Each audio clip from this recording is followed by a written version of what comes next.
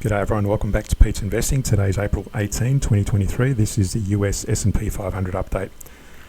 The hourly and the 4-hour charts on the CCI 1500 are in upswings, although just be mindful we're still in a downswing with the daily, even though the CCI has broken above its moving average. So cautiously going long, but also we've hit this key resistance, and I'll drill down to each of these time frames. First on the daily, again you can see there it's a pretty strong downtrend, even though it made some nice little advances and retracements over 2022, during 2022. Now it's broken above this descending trend line as well recently in the last few days, and it's now reached this 4163 key resistance area.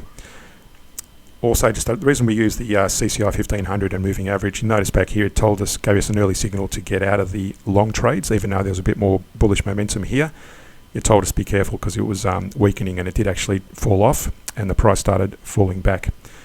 So you can trade these little areas here using the lower time frames, but just be mindful it's always more beneficial to trade the lower time frames based on the higher time frames direction and trend.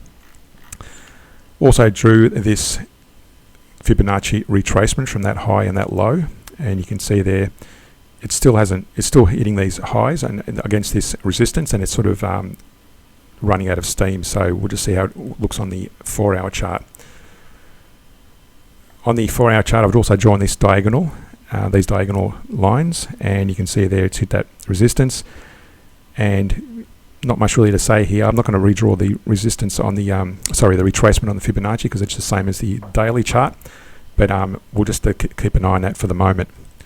On the hourly chart, we've got this, what's forming is this bearish divergence versus the price charts or bullish momentum. So they don't always play out, but if they do play out, if you see this break to the downside, we will see collapse of the price. So just be mindful of that on the hourly chart.